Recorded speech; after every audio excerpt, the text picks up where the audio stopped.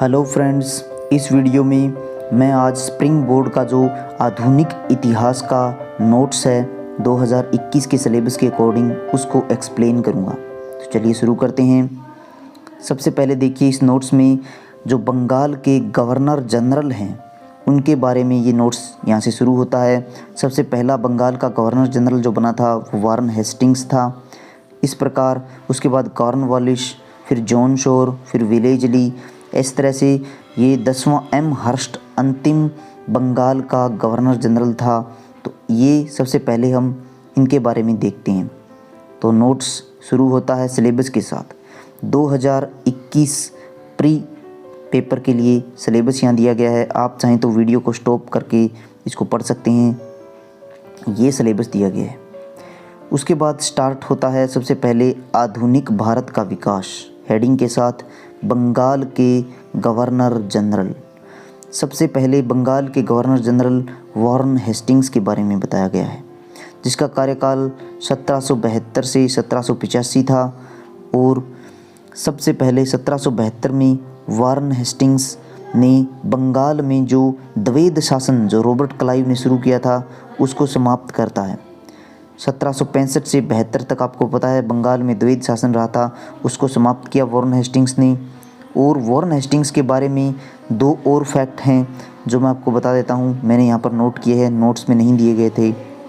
वो था प्रथम आंग्ल मराठा युद्ध 1775 से 82 तक चला और सालबाई की संधि के साथ समाप्त हुआ 1782 में। ये भी वारन हेस्टिंग्स के दौरान ही हुआ था। और दूसरा आंग्ल मैसूर युद्ध भी वारन हेस्टिंग्स के समय ही हुआ था। 1784 में दूसरा आंग्ल मैसूर युद्ध समाप्त होता है और संधि होती है मंगलोर की संधि। तो चलिए तो बाकी बातें देखें। तो 1772 में ही अपने कार्यकाल के पहले ही वर्ष में वारन हेस्टिंग्स ने 5 वर्षीय ठेका प्रणाली शुरू की, यानी कि भूमियों को 5 साल के लिए जो ठेके पर देते थे और जो भी जमींदार ऊंची बोली लगाता था उसको ठेके दिए गए और नए जमींदारों को ठेके दिए वारन हेस्टिंग्स ने। लेकिन 4 साल बाद 1776 में ही इस पद्धति को वारन हेस्टिंग्स ने बंद कर दिया और पुनः 1 वर्षीय ठेका प्रणाली शुरू की और इसमें वही पुराने जमींदारों को ठेके दिए गए। वारन हेस्टिंग्स ने न्यायिक सुधार भी किए थे। न्यायिक सुधार में देखें तो वारन हेस्टिंग्स ने न्यायालयों को 2 भागों में बांट दिया था। दीवानी न्यायालय यानी कि पैसों से संबंधित, विवाह तलाक से संबंधित मुकदमे, और फौजदारी न्यायालय यानी कि अपराधों से संबंधित जो मुकदमे थे वो फौजदारी न्यायालय में जाते थे। तो दीवानी न्यायालय में जिला दीवानी न्यायालय में जो न्यायिक शक्तियाँ थी वो वारन हेस्टिंग्स ने कलेक्टर को दी। उसके ऊपर होता था सदर दीवानी न्यायालय। सदर दीवानी न्यायालय और सदर दीवानी न्यायालय के विरुद्ध अगर अपील करनी थी तो इसके लिए था अपीलीय न्यायालय। उसी प्रकार फौजदारी न्यायालयों में भी जिला फौजदारी न्यायालय और जिला फौजदारी न्यायालय में न्यायिक शक्तियां दी गई भारतीय न्यायाधीशों को। और जिला फौजदारी न्यायालय के ऊपर था सदर फौजदारी न्यायालय और इन दोनों के ऊपर सदर दीवानी और सदर फौजदारी इनके ऊपर एक न्यायालय था अपीलीय न्यायालय। तो ये वारन हेस्टिंग्स का न्यायिक सुधार था।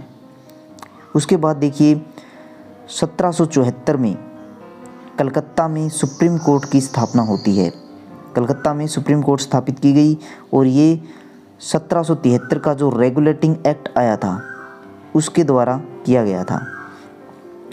वहीं 1784 में देखिए 1784 में जो एशियाटिक सोसाइटी ऑफ बंगाल है इसकी स्थापना की गई। विलियम जोन्स ने की थी एशियाटिक सोसाइटी ऑफ बंगाल की स्थापना। एशियाटिक सोसाइटी ऑफ बंगाल का उद्देश्य क्या था? एशिया के इतिहास, उसकी प्राचीनता, उसके साहित्य की छानबीन करना। ये बात मैंने एनसीईआरटी से उठाई है, जो पुराने वाली एनसीईआरटी थी, तो ये नोट्स में नहीं थी। उसके बाद देखिए कॉर्नवालिस आता है, दूसरा गवर्नर जनरल आता है वारन हेस्टिंग्स के बाद कॉर्नवालिस। कॉर्नवालिस का कार्यकाल रहता है 1785 से 1793 तक। कॉर्नवालिस अपने कार्यकाल के अंतिम वर्ष यानी कि 1793 में एक स्थायी बंदोबस्त लेके आता है। लगान व्यवस्था के लिए ये स्थायी बंदोबस्त लेके आया और इसका जो ड्राफ्ट तैयार किया था वो तैयार किया था जॉन शोर नाम के व्यक्ति ने, जो कि कॉर्नवालिस के बाद गवर्नर जनरल बनेगा बंगाल का।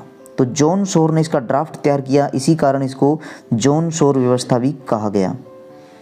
और इस व्यवस्था में जमींदारों को भूमि का मालिक बना दिया गया कि जमींदारों को बोला गया कि आप हमें इतना लगान, एक फिक्स कर दी, एक दर यानी कि एक रेट था वो फिक्स कर दिया कि इतना लगान हमें चाहिए। तो जमींदार इसमें भूमि के मालिक बन गए स्थायी बंदोबस्त में, और इस व्यवस्था को इसी कारण जमींदारी व्यवस्था नाम भी दिया गया।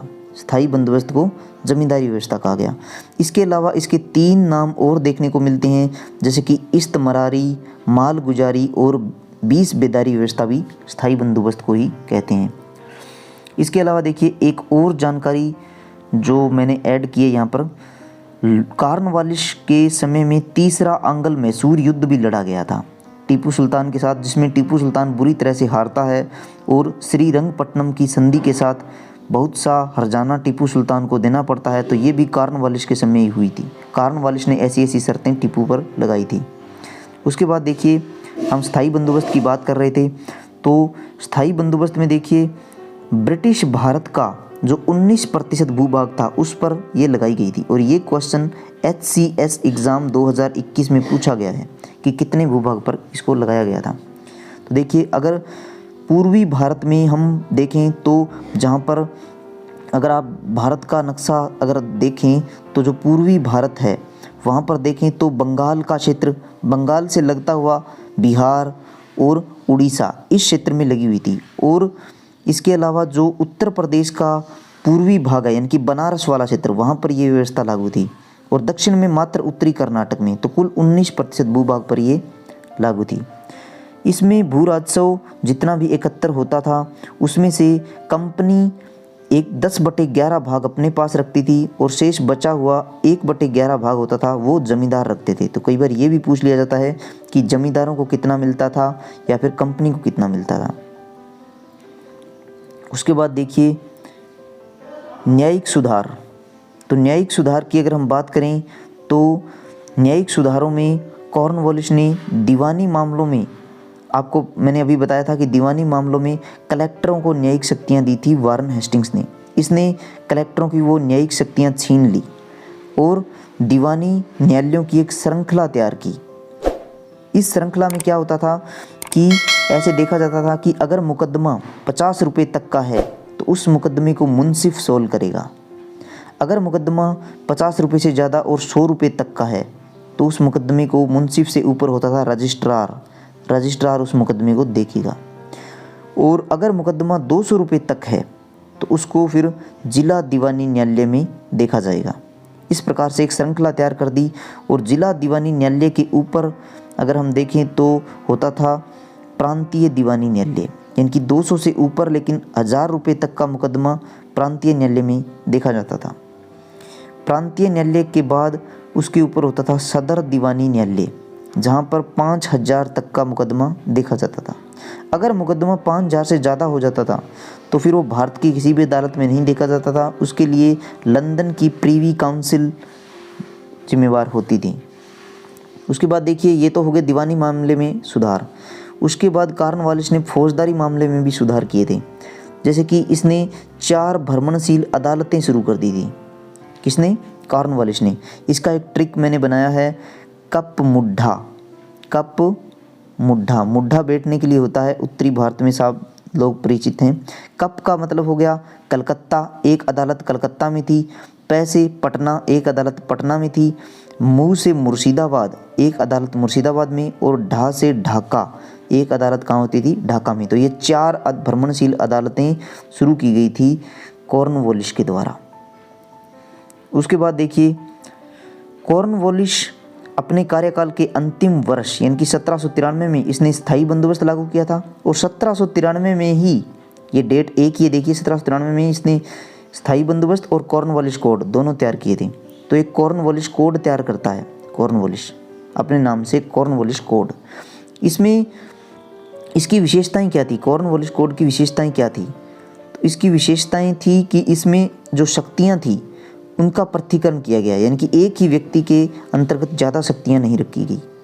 और कॉर्नवालिस कोड में कानून के समक्ष सभी को क्या रखा गया, समान रखा गया। इससे समानता का सिद्धांत लागू हुआ।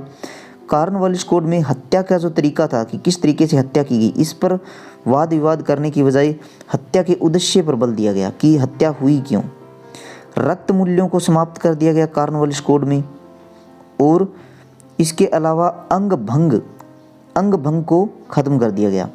अंग भंग का क्या मतलब था कि जैसे किसी ने चोरी की तो उसका हाथ काट दिया, ये सब जो मुगल काल के दौरान चल रहा था उसको बंद कर दिया। उसके स्थान पर कठोर कारावास की सज़ा दी जाने लगी। और धार्मिक योग्यता, गवाह जो होता था गवाही देने वाला, उसकी धार्मिक योग्यता को कॉर्नवालिस ने समाप्त कर दिया कॉर्नवालिस कोड में। कॉर्नवालिस कोड से भारत में वकालत का पेशा शुरू हुआ।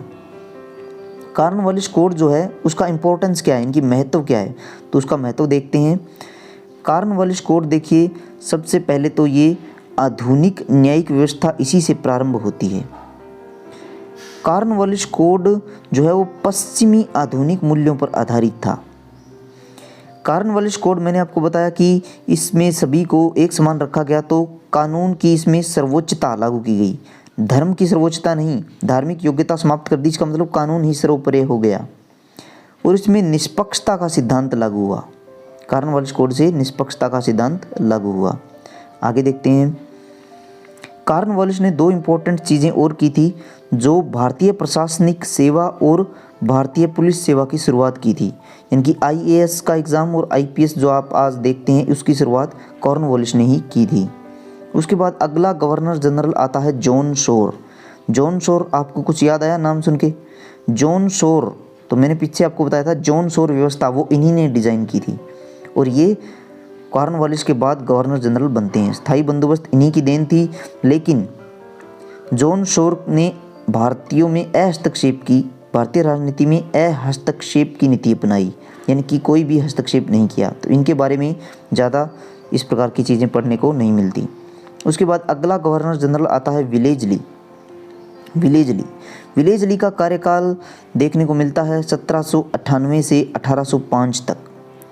विलेजली ने देखिए अंतिम जो चौथा मैसूर युद्ध था उसमें 1799 में हुआ था, और उसमें टीपू सुल्तान लड़ता हुआ मारा जाता है। इसी कारण अंग्रेज़ों ने इसको मार्क्यूज़ की उपाधि दी थी। तो मार्क्यूज़ की उपाधि किसको मिली थी? लॉर्ड विलेजली को। और ये सब बातें मैंने आधुनिक भारत के इतिहास की जो स्पेक्ट्रम की बुक है वहाँ से लिखी है, तो मैंने यहाँ पर अपडेट कर दी। और भारत में सहायक संधि प्रणाली तो विलेजली ने शुरू की, ये सबको पता है। लेकिन ये जो थी ये घेरे की नीति का हिस्सा थी। अब घेरे की नीति किसने अपनाई थी ये नोट्स में नहीं दिया गया। तो ये पहले गवर्नर जनरल जो हमने पढ़े थे वारेन हेस्टिंग्स, तो वारेन हेस्टिंग्स ने इस पद्धति को शुरू किया था, और उसी का आगे विस्तार था ये सहायक संधि। तो विलेजली की सहायक संधि के प्रावधान क्या थे, यानी कि क्या क्या शर्तें थी, तो इसके प्रावधान देखते हैं। इसके प्रावधान में क्या था कि कंपनी रियासत के जितने भी विदेशी मामले थे वो और सुरक्षा से संबंधित मामले अपने पास रखती थी। सुरक्षा के अंतर्गत देखें तो कंपनी की जो सेना हमेशा रियासत में तैनात रहती थी, और एक विदेशी जो व्यक्ति था अंग्रेज़ अधिकारी, जिसको रेजिडेंट कहते थे, वो हमेशा जो रियासत होती थी उसकी राजधानी में रहता था। और विदेशी मामले कैसे लिए कंपनी ने कि कंपनी की बिना अनुमति के रियासत कोई भी यूरोपीय को अपनी सेवा में नियुक्त नहीं करेगी, यानी कि किसी भी यूरोपीय को आप नौकरी पे नहीं रख सकते जब तक कि कंपनी उसके लिए हाँ ना कर दे। तो इस प्रकार ये 4 कठोर प्रावधान हो गए। 5वां प्रावधान था कि कंपनी बदले में भी तो कुछ लेगी, तो बड़ी रियासतों से कंपनी इस सुरक्षा के बदले में संप्रभु क्षेत्र लेती थी, यानी कि उस रियासत का क्षेत्र ले लेती थी, उस रियासत का क्षेत्र लेती थी। और जो छोटी रियासतें होती थी, छोटी रियासतें वो क्या करती थी, वो कंपनी को फिर नगद धन देती थी बदले में। अब सहायक संधि के कारण क्या थे, क्या कारण था कि अंग्रेज़ों को सहायक संधि करनी पड़ी, तो उसके कुछ कारण थे। जैसे कि कंपनी को नेपोलियन का खतरा था, कंपनी को लगता था कि नेपोलियन की शक्ति बढ़ रही है और नेपोलियन जो है वो भारतीय रियासतों से संधि कर सकता है। इसलिए विलेजली ने ही सहायक संधियाँ शुरुआत कर दी कि हम ही कर लेते हैं पहले, इससे पहले कि नेपोलियन सहायक संधि करे। उसके बाद देखिए कंपनी जो थी उसको केवल मराठों को छोड़कर ऐसी कोई रियासत नहीं थी जो कंपनी को टक्कर दे सके, लेकिन कंपनी को एक डर था कि अगर ये सभी रियासतें मिलकर संगठन बना लेती हैं तो फिर कंपनी के लिए दिक्कत पैदा हो जाएगी। ये कारण था दूसरा जिसके कारण सहायक संधि की।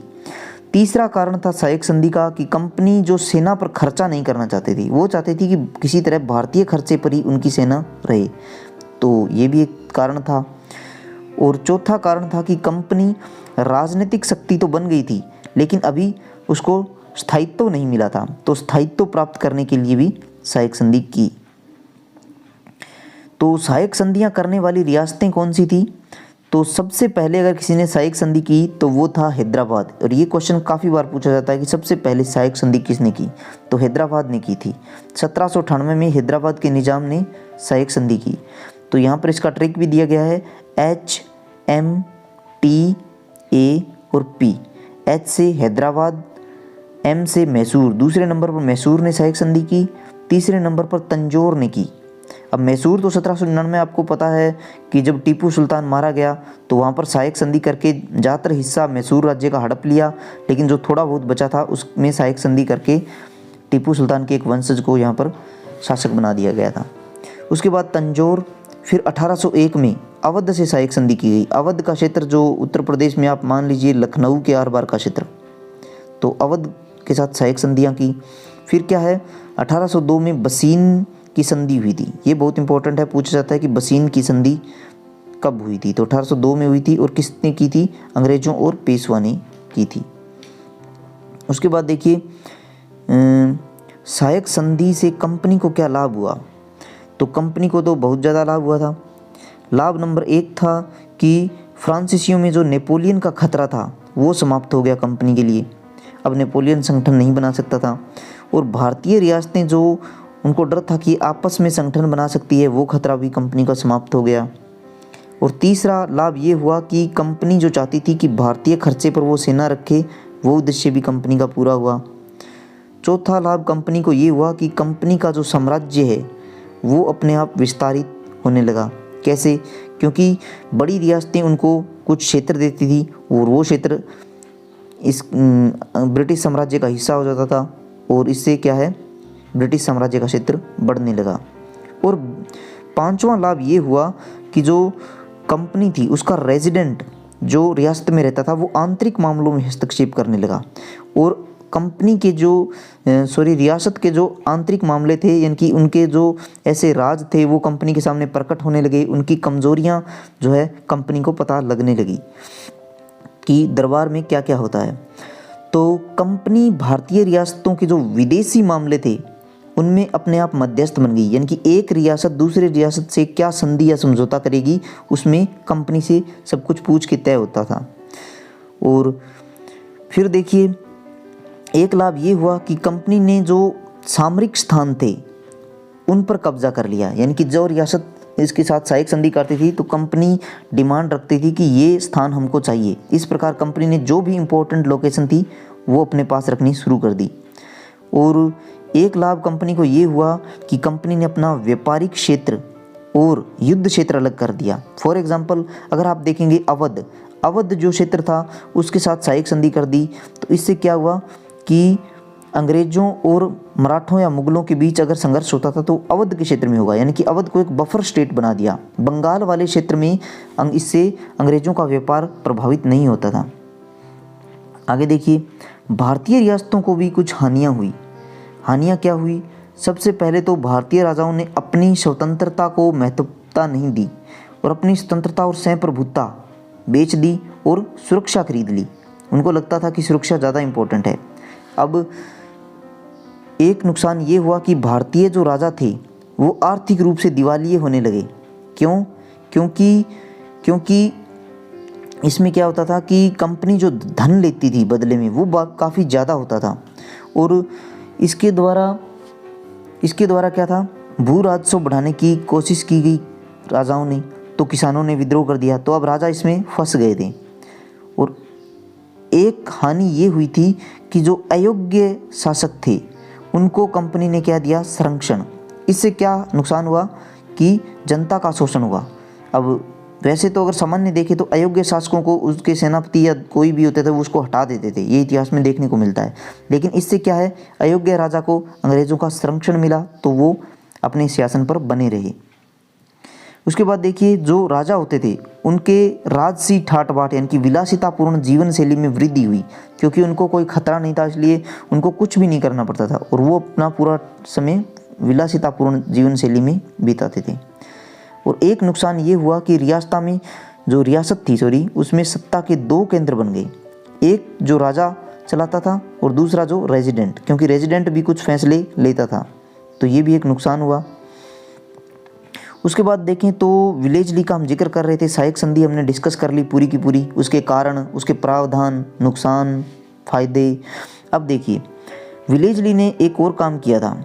विलेज ली ने कलकत्ता में असैन्य अधिकारी जैसे ICS अधिकारी आते थे उनको ट्रेनिंग देने के लिए एक कॉलेज खोला।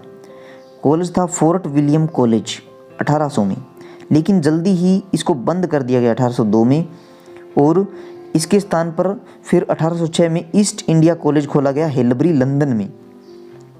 तो इसके बाद देखिए विलेज ली ने 1801 में अवध की संधि हुई थी, मैंने अभी आपको बताया था। उसी वर्ष विलेज ली ने मद्रास प्रेसिडेंसी का गठन किया था। 1801 में किस प्रेसिडेंसी को बनाया, तो मद्रास प्रेसिडेंसी का गठन किया। विलेज ली स्वयं को बंगाल का शेर कहता था और कंपनी का अकबर भी इसको कहा जाता था, तो विलेज ली को कंपनी का अकबर भी कहते थे। उसके बाद देखिए कॉर्नवालिस आपको याद आ रहा होगा, मैंने दूसरे नंबर पर पढ़ाया था कॉर्नवालिस कोड, और कॉर्नवालिस ने कई न्यायिक सुधार किए थे। तो कॉर्नवालिस कोड दोबारा आता है 1805 में। ये एकमात्र गवर्नर जनरल होता है जिसकी 2 बार नियुक्ति हुई, ये इंपॉर्टेंट फैक्ट है। और जल्दी ही इसकी मृत्यु हो गई 1805 में, जल्दी ही इसकी मृत्यु हो गई। गाजीपुर जो उत्तर प्रदेश में, वहाँ पर इसकी समाधि बनी हुई है कॉर्नवालिस की। उसके बाद देखिए अगला गवर्नर जनरल बनता है, वो है जॉर्ज वार्लो बंगाल का अगला गवर्नर जनरल बनता है।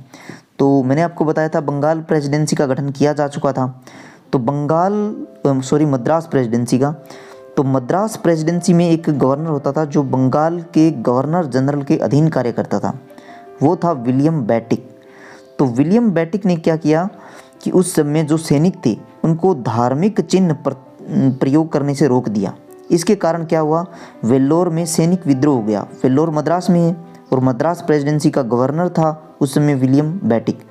लेकिन विलियम बैटिक ने ये बहाना बनाया कि ये विद्रोह उसके कारण नहीं हुआ बल्कि ये प्रेस पर प्रतिबंध के कारण हुआ था। तो ये एक ही घटना थी जो जॉर्ज वार्लो के बारे में देखने को मिलती है।